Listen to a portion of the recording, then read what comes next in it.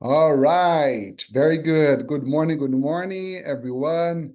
Thanks for joining us for this webinar. So today, Natasha and I want to talk about cognition and mental health, how to shield our brains. All right, and it's a pleasure always to have this opportunity to share, something that's very solid to hope our approach, to manage Parkinson's disease. And I feel very fortunate to have Natasha with us, which is an awesome therapist, and both of us, we want to share some inputs regarding, the mental health and the cognition. Okay. We will start with our objective learnings, which is to learn about implications on mental health and cognition in PD, understand the impact of non-motor symptoms in Parkinson's disease, and learn and act on how to proactively manage those symptoms, especially non-motor. Okay, we know mostly, people usually take care of, they get more concerns about the motor aspects of Parkinson's disease because it's more evident, but the non-motor aspects are very important to be addressed. Sometimes they are hidden. That's why we have to open up to discuss, bring the topic, become them, a little bit more resourceful for us to address, and then, manage better our approaches. Okay. And we will start with this definition. What's mental health? The World Health Organization states that is a state of mental well-being that enables people to cope with the stress of their lives, their abilities, learning well and work well, and contribute to their community. Okay. It is, let me just change here the format of my thing. It is an integral component of health and well-being that underpins our individual and collective abilities to make decisions, building relationships, and shape the world that we live in. Okay, so in summary, mental health conditions include mental disorders and psychosocial disabilities, as well other mental states associated with significant distress, impairment in functioning, or risk of self-harm. Okay. And especially with Parkinson's disease, all right, mental health, we just put, a list of things that would go under this big umbrella of mental health, okay, which goes with depression, anxiety, psychosis, which is more like hallucinations, delirium, cognitive deficits, Parkinson's dementia, which happens mostly late stage, sleep disorders, fatigue, anhedonia, which is more like lack of interest and motivation, apathy, I'm sorry, anhedonia is more like interest and pleasure, and apathy is lack of motivation. And then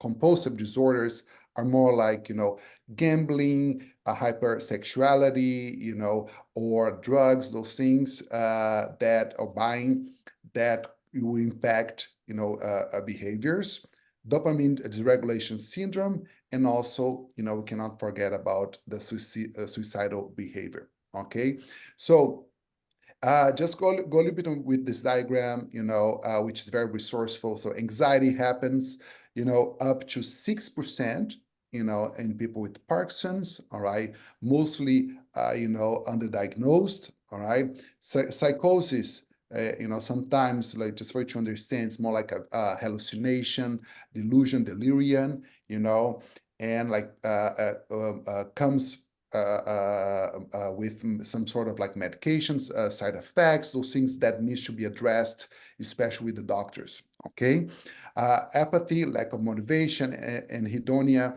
is more like, the lack of interest. Those things are also associated, with Parkinson's disease. Not willing to do much. okay? Be more like, on your zone, not doing a lot, and then that comes with up to 40%, which is a very solid percentage, with people with Parkinson's. Impulsive compulsive disorders, up to 60%, involving, once again, gambling, buying, hypersexuality, or eating disorders, those things, okay?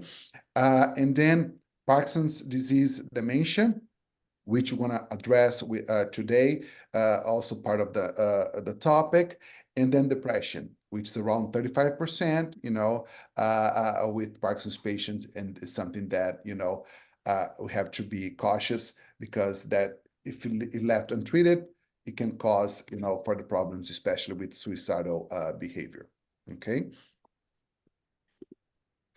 Mental health. All right, so the non-motor neuropsychiatric symptoms associated with Parkinson's have a greater adverse effect, especially on quality of life and increased risk of nursing home placement.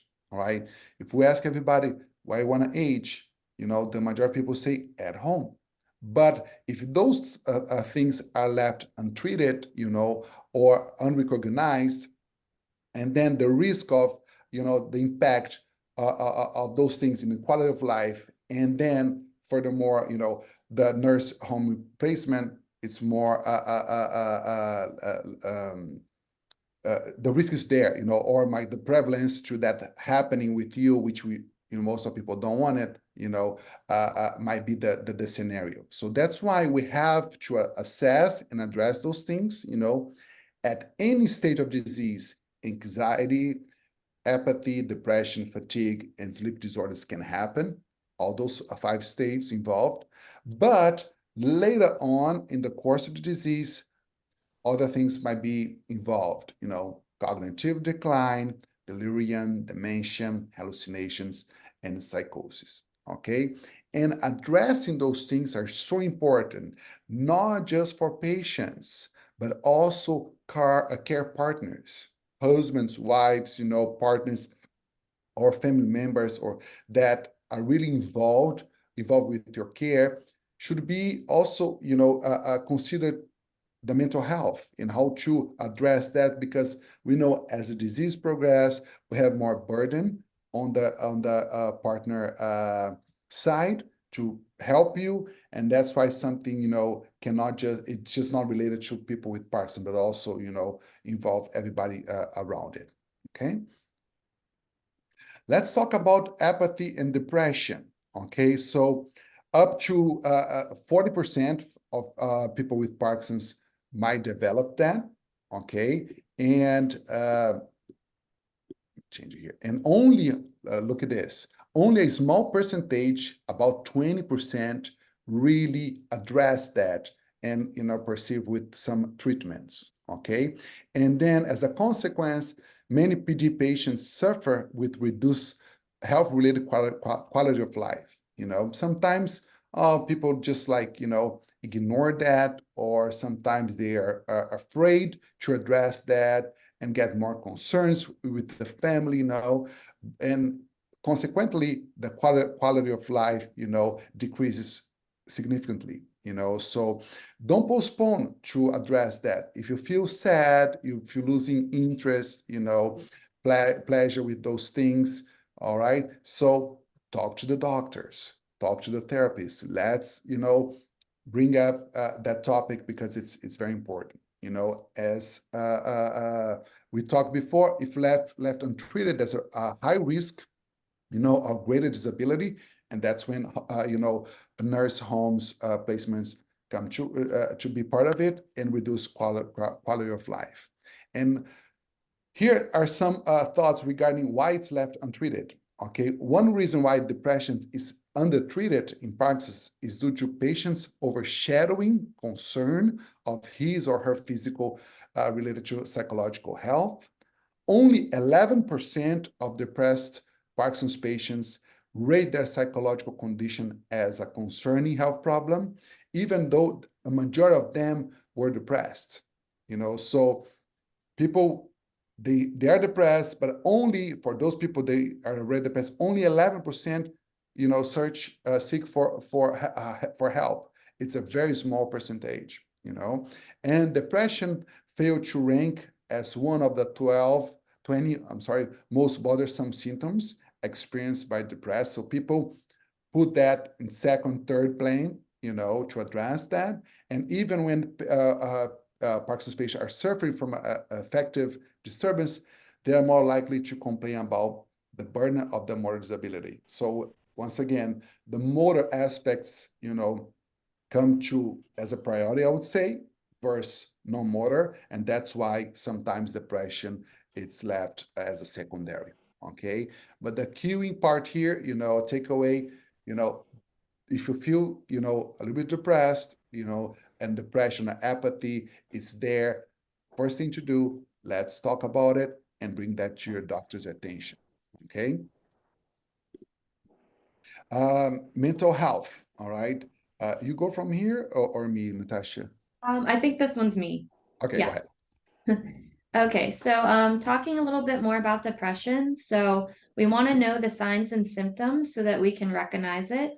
So some of the signs and symptoms would be depressed mood, lack of interest, feelings of worthlessness, inappropriate feelings of guilt, diminished ability to concentrate or make decisions, fatigue, psychomotor slowness, insomnia or hypersomnia, significant decreases or increases in weight or appetite, reoccurrent thoughts of death or suicide, unexplained pain, and then restlessness or sluggishness.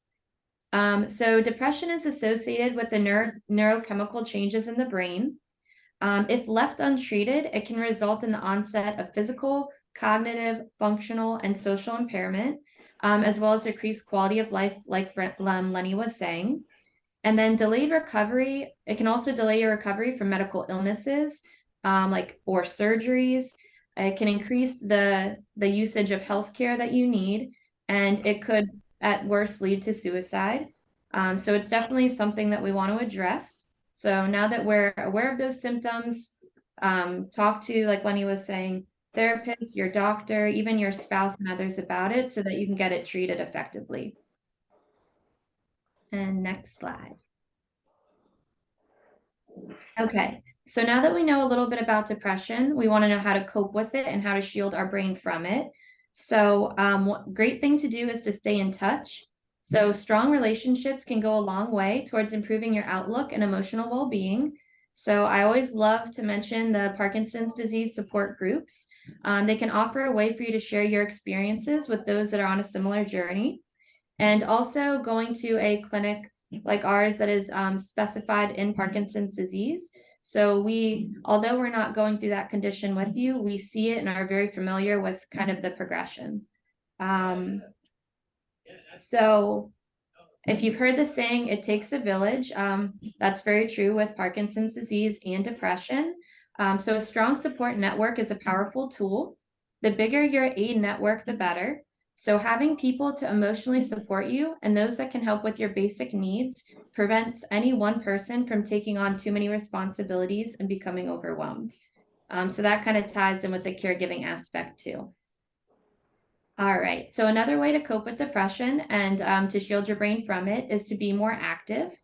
So data from the Parkinson's Foundation, the Parkinson's Outcome Project, which was the largest ever clinical study of Parkinson's disease, suggested that people with Parkinson's who do at least 2.5 hours of exercise every week will have a better quality of life and can relieve both depression and anxiety.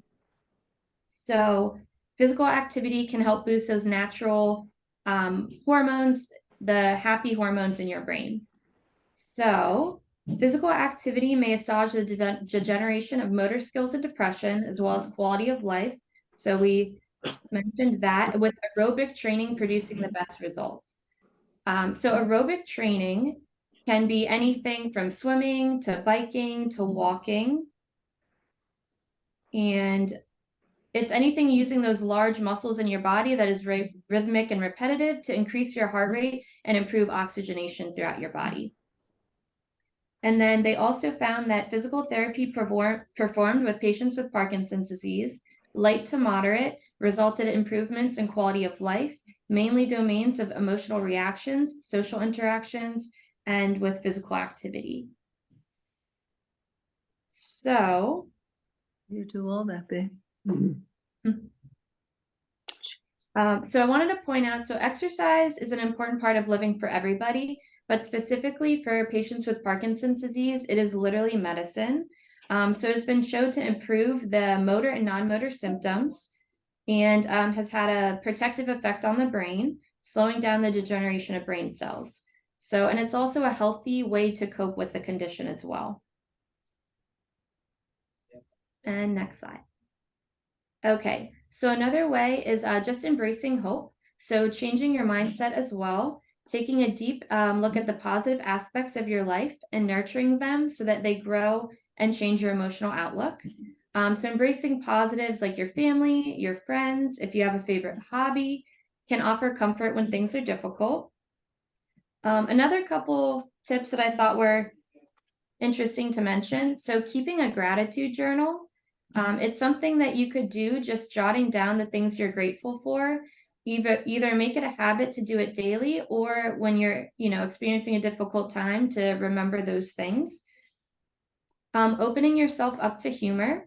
So studies have found that laughter lowers stress, anxiety, and depression, and it can also improve coping skills, mood, and self-esteem. So being open to humor in all situations, especially difficult ones, and give yourself permission to laugh. And then also practicing positive self-talk. So we tend to be hardest on ourselves and our own worst critic. But research shows that even a small shift in the way that you talk to yourself can influence your ability to regulate your feelings, thoughts, and behaviors under stress. And then also, of course, seeking help. So you can refer yourself to therapies like cognitive behavioral therapy or interpersonal therapy. You don't get a script from the doctor or anything, you can seek those therapies out. And that pretty much you don't have to, although the symptoms can be overwhelming and the disease itself can be overwhelming as well, just knowing that you don't have to manage those things alone. So a therapist can offer more guidance with identifying your symptoms, potential triggers, and exploring the most helpful approaches to treatment as well. And next slide. Okay, also eating a healthy diet. So nourishing your body with whole foods, fruits, vegetables, lean proteins, and grains can help you get the nutrition you need and improve your symptoms. And then caffeine, refined sugars, saturated fats, and processed foods can worsen your symptoms of depression and anxiety. And then, of course, diet is specific to everyone individually, but there has been studies that have confirmed that the Mediterranean diet is associated with sustained weight loss, improves cardiac autonomic function, reduces peripheral inflammation, reduces rates of cardiovascular disease, stress, cancer, and mortality. And I'm glad that diet is becoming kind of more looked at and researched, because as we know, there is a relationship between the gut and the brain. And so the gut microbiome has an influence on brain function as well as mood and behavior. And so it's also another way to positively influence your mental health and depression. And then having a regular routine. So a regular schedule can create structure in your life and promote a sense of control to help ease feelings of anxiety and depression. It can be helpful to simplify your daily schedule. So understanding what you can accomplish in a day and, asking others to help with more challenging tasks, or just how you organize your schedule as well. So if you feel the most energy or your symptoms are lowest in the morning, trying to tackle those challenging tasks at that time. All right. Now let's talk about cognition. Okay. So cognition is mental action or process of acquiring knowledge and understanding through thought, experience, and sense. So it encompasses all aspects of intellectual functions and processes such as perception, attention, thought, imagination, intelligence, formation of knowledge, memory, retaining the knowledge, that creates memory, working memory, judgment and evaluation, reasoning, computation, problem solving and decision making, comprehension and production of language. The cognitive process, I use existing knowledge, I discovered new knowledge. So it's kind of like a broad definition of cognition. So you should know anything that helps you organize your thoughts, helps you to plan your day, makes decision, also solve problems. That entitles on the cognition. Okay, and it is in essence. Oh, sorry, the ability to perceive. I have something here on my. Just share here. Oh, move a little bit here. It is in essence the ability to perceive and react and understand and process and understand, restore and retrieve information, make decisions, and produce appropriate response. Okay, so anything that you can restore, and use that as acquired knowledge, and then create some responses towards it. Okay. And then knowing about cognition, what is dementia? Dementia is the loss of cognitive functioning, thinking, remembering, and reasoning to such an extent that will interfere, with your daily activity, with your life in general. All right, that's definition from the National Institute on Aging, and also the Center of the Disease Control and Prevention says that it's not a specific disease, but it's rather a general term of the impaired ability to remember, think, or make decisions that interferes with doing everyday activities. Okay, so when you have some sort of like cognitive decline, on the right side of here, the slide, you see these areas that might have some change. For example, your ability to learn, and process that learning, that knowledge. Okay, memory, language, how to communicate, how to verbalize your thoughts, executive skills, which is more like, planning, problem solving, decision making, self-awareness, those things, visual reasoning, processing speed, emotions, and also your behavior. So like on the left side, is a little bit more like, context, for example, memory loss, poor judgment, some sort of confusion, like some signs and symptoms, I would say, difficulty speaking, understanding or expressing thoughts, reading or writing, for example, missing some words, don't remember, what you just said, those things, wandering and getting lost in a familiar neighborhood, a familiar space. For example, you're going to do something in a kitchen, and then when you go to the kitchen, you don't remember what you're planning to do, or where you are in place, those things.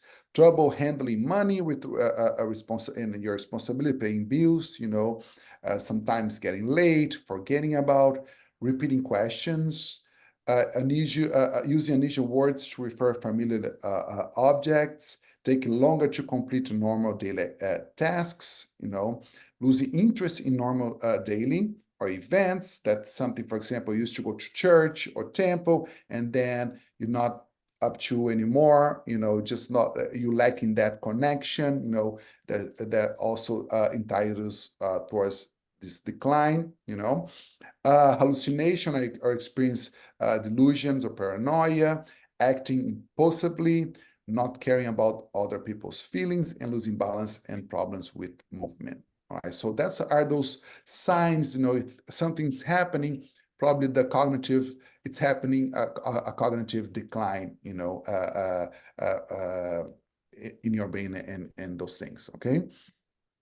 And then Parkinson's can develop dementia. Dementia, is a big umbrella, so Alzheimer's is one type of them, and Parkinson's has its own, so cognitive impairment and dementia are common features in Parkinson's disease, okay? And in some patients, the cognitive impairment occurs even at the time of diagnosis, okay?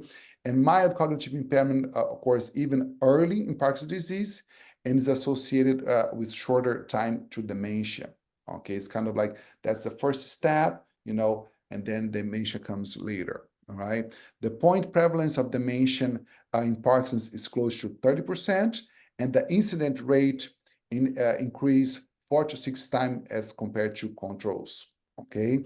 And something here in front of the computer. And the mean time from onset of Parkinson's disease to dementia is approximately 10 years. All right, 10 years of diagnosis, of course, it might vary between people. Some people can have early, some people can have really later.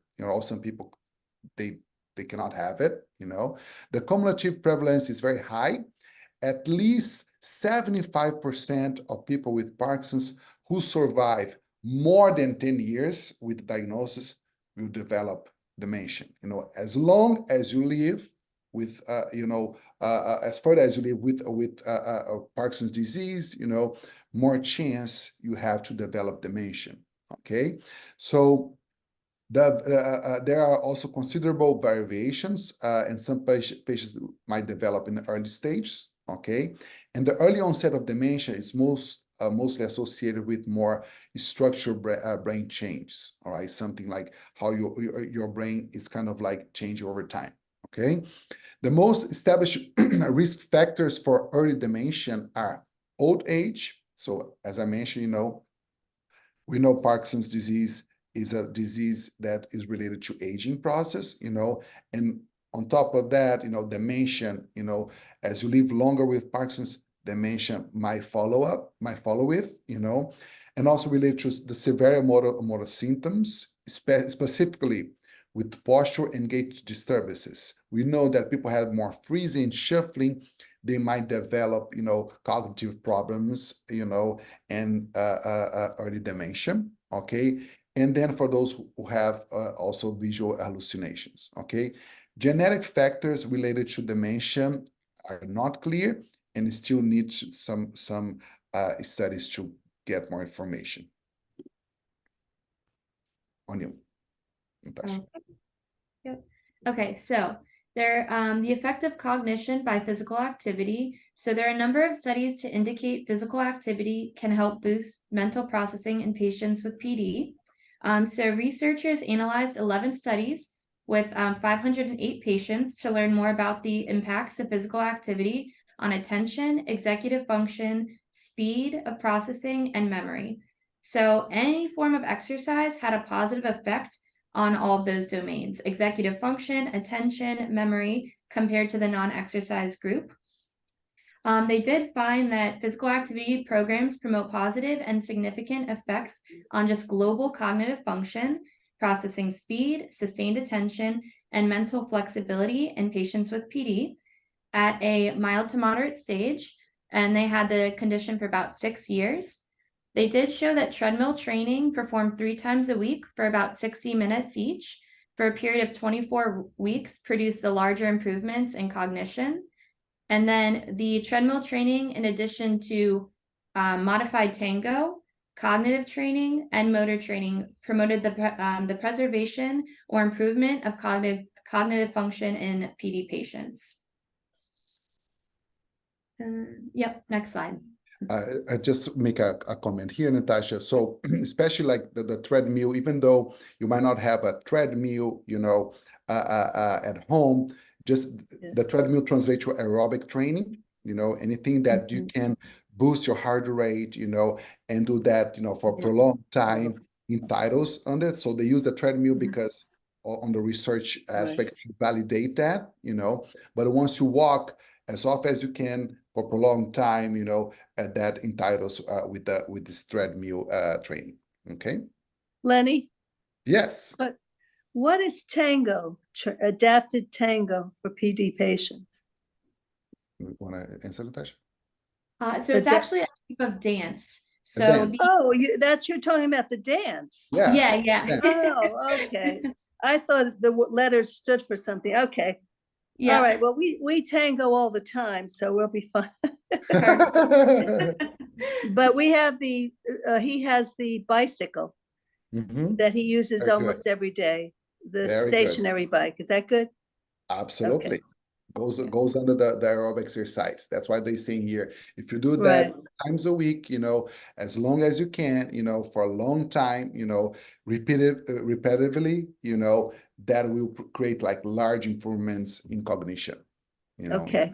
and Thank you. also this cognitive training, is kind of like a combination with more like, for example, when you're exercising, and then the therapist asks you to name words, name countries, kind of like get your brain busy with something else, other than just the exercise that you're doing. And just kind of like a little bit endorsement. Okay, Thank you. absolutely. Okay, so how to improve cognition. A lot of these things we did talk about. So the regular physical exercise, the healthy diet and hydration. I'll speak to that, the hydration a little bit more. Being social, we talked about. So sleep hygiene as well. We talked about it with depression, but getting into a regular routine too. I know with Parkinson's disease, you can have those sleep disturbances, but just creating setting yourself up for success. So having a good sleep routine, whether that be, blackout curtains, listening to a soothing sound, no screen time before bed, trying to go to bed and wake up at similar times, things like that, just to promote a better sleep hygiene and a better routine. Keeping your brain active, which I'll talk about on the next slide, and then calendars and planners. So if you're already experiencing a little bit of cognitive decline, I recommend these, or at least having a strategy for writing things down or planning them out, so that it kind of you address those issues, and then it frees up your mind for the more challenging cognitive activities throughout the day. So like, for example, if you're going to go to the grocery store and you don't want to forget an item, just write it down, follow your list, so that way you can engage more at the grocery store as needed cognitively. And then also, of course, memory and cognitive training with a speech therapist. So speech therapists, this is their specialty, to learn how to target different areas of the brain to help challenge cognition.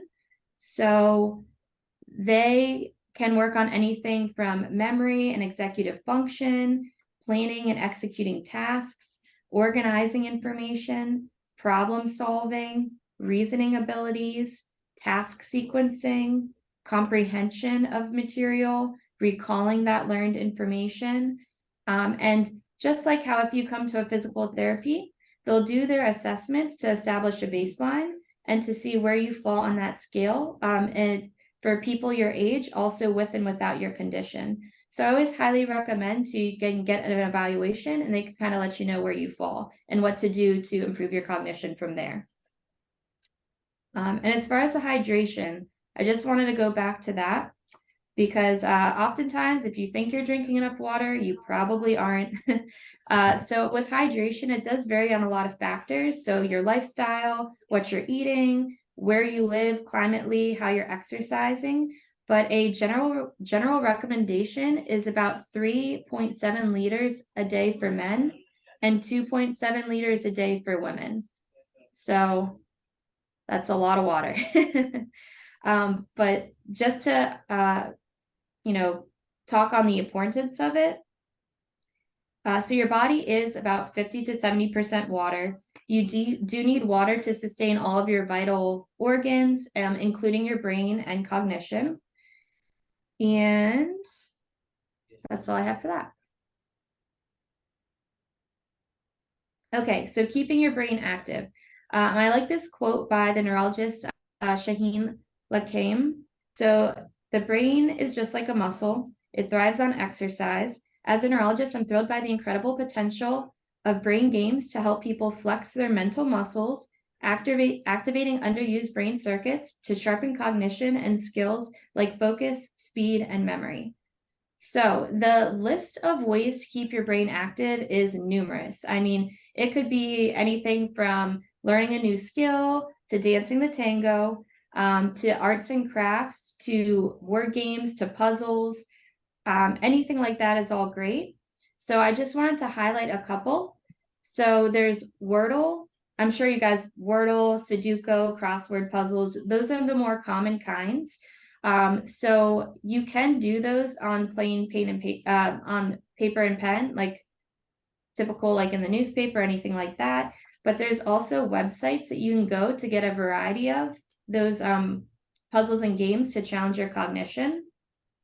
The ones I wanted to talk about more are, you can access some by website, most are by an app that you can download on your smartphone, but they are like cognitive specific training games. So Luminosity was one I saw a lot of, and I actually created an account, went through it just to, see what the experience would be. And so it asks you about your age, your education level. You take a pre-test just to see where your cognitive baseline is. And then the free version will give you 3 games a day, and they're more general.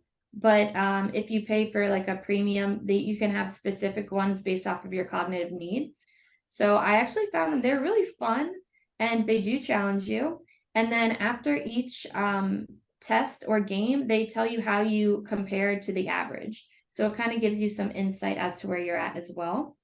And there's different categories you can work on. There's for Luminosity specifically, attention, memory, flexibility, problem solving, speed, math, and language. And then there's also other apps that kind of have a different bias. So Elevate is more like educational. It does focus on reading, writing, and math. But there's also Peak, which involves the memory, the mental agility, those cognitive functions. There's Brain Angle, which you can access by website, and that kind of gives you more access to the puzzles, the games, and the brain teasers. But I like these because we think of how much downtime we have throughout the day. If you're waiting for at a doctor's appointment, there gives you about an hour probably. So you have plenty of time if you have your phone with you just to scroll through these apps and do something that's good for your brain and to challenge you and build your cognition as well. So I'll end with a quote that make brain training a daily habit and build the mental reserve to delay cognitive decline. Because like Lenny was saying, and with this condition, it is expected to see that cognitive decline, but the more you can build up, the less you're going to see those effects. So I like how they are kind of saying that the brain and cognition is like a muscle, because it's very true. We want to build our strength, build our cognition, because we're going to expect that decline. But again, it'll improve that quality of life over time. Very good. And also, especially with this brain task, I would say, anything that involves learning, and exercising what you have works with, it's good for you, but also needs to be something that really, drags your attention, and then you bring some enjoyment on your end, So for example, if I go to learn German, it's not gonna help me much, So it's like I don't have any context with German, not against German, German. It's just like, but for example, I do myself, I'm learning now Spanish, because I want to learn a language, that motivates me. And then when motivation it's engaged, you have more success to, use more areas of your brain, that's going to help you with that. For example, sometimes you might not, it might be hard for you to navigate apps, but you have, a Sudoku or like, a crossword, like on a paper, newspaper. Use it, or even buy, like go to the Barnes and Nobles, like they have like books with those things that you can do it. If you enjoyed it, do it. Anything that engages, your brain with those things, it's a must, so that's something that's very important. Whatever suits you, your interests, it works well, and as Natasha mentioned, bring it as part of your routine, not just the routine is related to organize your day, that's very important, but also have a routine, as we mentioned here, exercise, especially with aerobic exercise, do some walking or recommend bike, swimming, those things. But if sometimes, a walking is kind of like hard for you, the therapist, might help you to find a way that you can, explore the aerobic exercise, as Doug mentioned, recommended bike, it's good because there's no safety risks with that, but you still can do it, so that's something. And then, do also schedule to do this activity, in your day, so like maybe 10 minutes, 30 minutes, and then you might get lost and do even more, so that's perfect. If you bring those things as part of your routine, as the same way that you have like a schedule for your medication, and then have a schedule to exercise, have a schedule to, put that in your daily, a brain activity for, 15 minutes, read a newspaper, or something, I'm going to watch TV, and then later on, I'm going to summarize, I'm going to write it down, what like a few statements about like what I just learned or something that brought my attention. All those things, are very easy to, to get done, and that just use your brain, as Natasha mentioned, if you don't use it, you lose it. So that's why being part of your day, it's very important and very solid. Okay. Natasha, any thoughts here? Any extra thoughts? No, I think everything you said was great. Very good. All right, guys. So we're gonna open up for some questions, Q&A here. If you wanna ask us any questions, just unmute yourself. Larry, great to see you here. Keith, great to see you here. More people. And just we are here to answer them. Any questions about the topic or even further?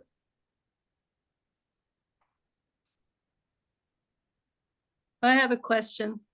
Tell me, Peggy. There are medications that are out there to help with cognition. I know Doug is on a couple of things that Dr. Singer, who specializes in Parkinson's, and what are your thoughts on some of that? The one I'm thinking about is Memantine. Memantine, I'm not sure how I pronounce it. It's basically the one that he started him on. You want to answer, Natasha? I would say as long as the benefits outweigh the cons. So like, of course, when you take any new medication, there might be side effects.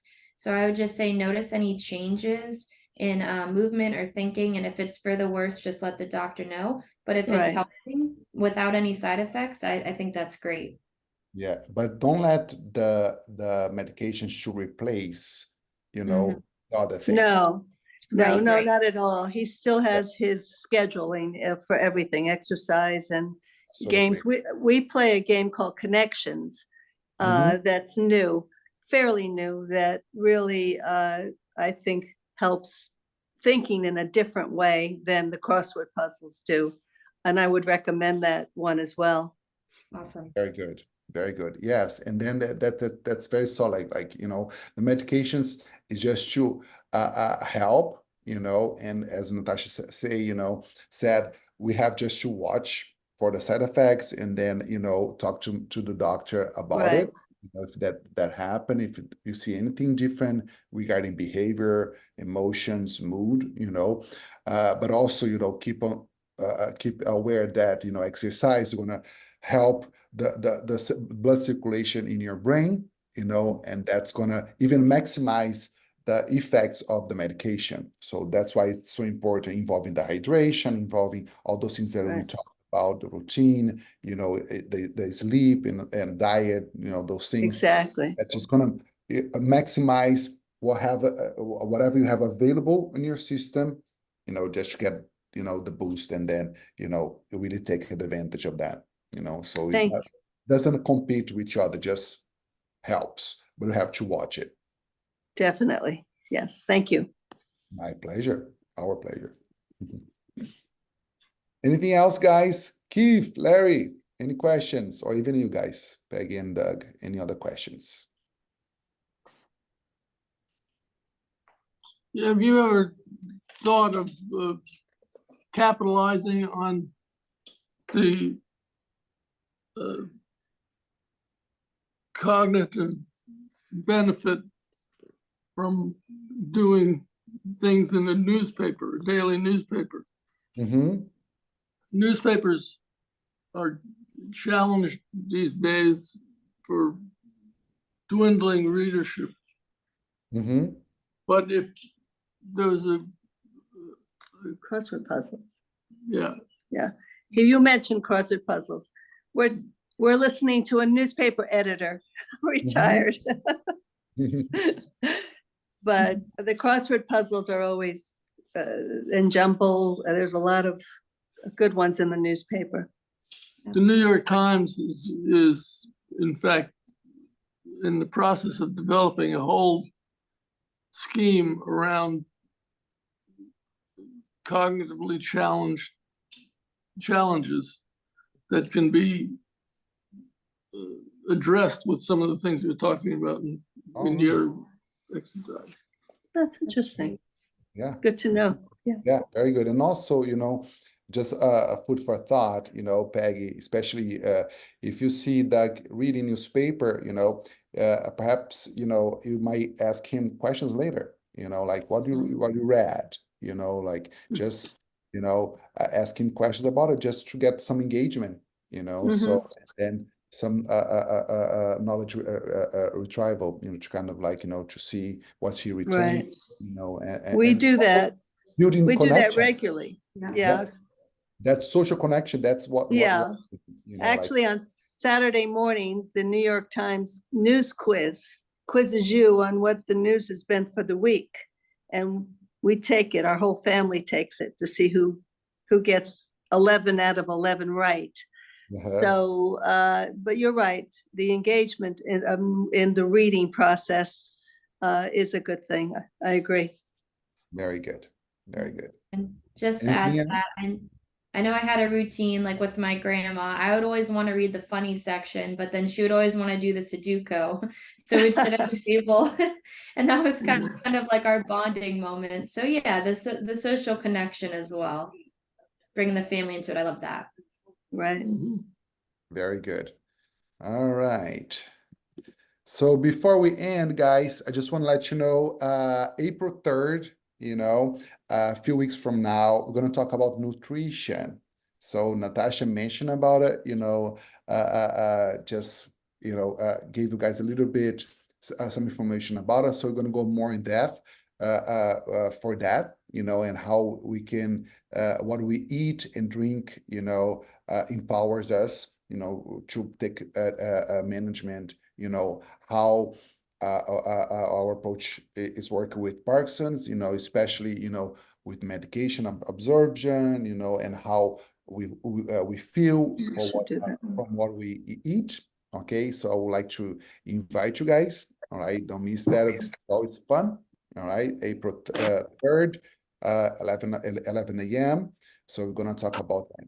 Okay, and also we have those classes online, free on Tuesdays and Fridays. Okay, so our therapists bring the heart rate up to kind of like create this aerobic training, through movement.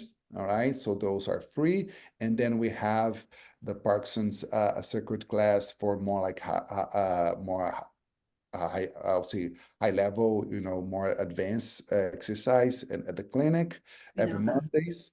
And then, we have support group every first Wednesday of each month. Our next one, April 3rd, okay, for care partners. All right. All right, if you guys would like to contact us for anything, this is our address. We have 2 locations, one in Fort Lauderdale, another one in Delray. And you can call us or even email us for anything, any need. And that's it. All right, I would like to thank everybody. Thank you. Our pleasure. Thank you so much. And Natasha, you're a rock star. Thank you so much. Thank you. You too. For your knowledge, sharing that. All right, Larry. Thank you so much, you guys. You have a blessed day. All right. Have a good day. Thank you. You too. Bye-bye.